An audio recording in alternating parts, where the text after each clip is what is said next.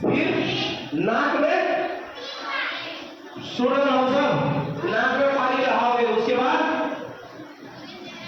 अगर क्या कहते हैं सुन्नत के मुताबिक हम लोगों की जिंदगी गुजरेगी तो अल्हम्दुलिल्लाह बहुत सारी बीमारियां भी खत्म हो जाएगी।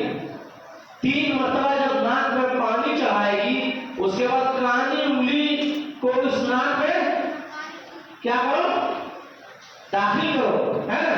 उसके बाद जो अचरा कचरा है उसको ये करके फिर उसको एक बार छीना दो बढ़िया से, ठीक है, सफाई हो जाएगी, सफाई हो जाएगी। उसके बाद फिर चेहरे को धोना है। क्या चेहरा कहां से कहां तक है? पेशानी के पास से लेकर के ये कान का ये जो आखिरी ये हिस्सा है, यहां से लेकर के ठुड़ी तक, पेशानी के पास से लेकर यहां तक।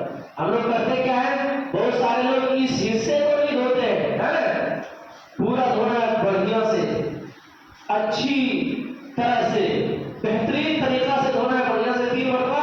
और 3 से ज्यादा नहीं होनी चाहिए, 3 से जी 3 से ज्यादा नहीं होनी चाहिए। बढ़िया एक मरतबा पानी लिए उसको